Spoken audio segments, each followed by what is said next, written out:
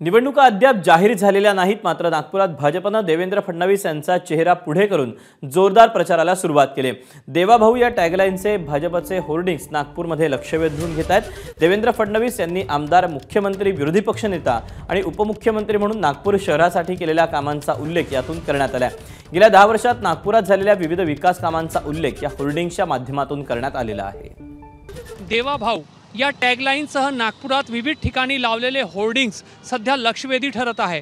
नागपूर शहर भाजपच्या माध्यमातून नागपुरातील प्रमुख चौकांवर सोबतच जे काही सार्वजनिक महत्त्वाचे स्थान आहेत त्या ठिकाणी अशा पद्धतीने देवेंद्र फडणवीस यांनी नागपूरचा आमदार आणि त्यानंतर मुख्यमंत्री, विरोधी पक्षनेता आणि उपमुख्यमंत्री असताना केलेले जे कार्य आहेत आणि ज्या कार्यांच्या माध्यमातून नागपुरात महत्त्वाचे विकास प्रकल्प येऊ शकलेले आहेत त्या संदर्भात नागपूर शहर भाजपकडून हे होर्डिंग लावण्यात आलेले आहे। आता या होर्डिंगचा किती फायदा होतो आणि येणाऱ्या विधानसभा निवडणुकीच्या अनुषंगाने भाजपचे आणि देवेंद्र फडणवीस यांना मतदारांचा पाठिंबा किती मिळतो हे येणाऱ्या काळामध्ये स्पष्ट होईल। मात्र सध्या तरी देवाभाऊ ही टॅगलाईन नागपुरात चर्चेत आहेत। कॅमेरामॅन अतुल हिरडेसह रजत वशिष्ठ, एबीपी माझा, नागपूर।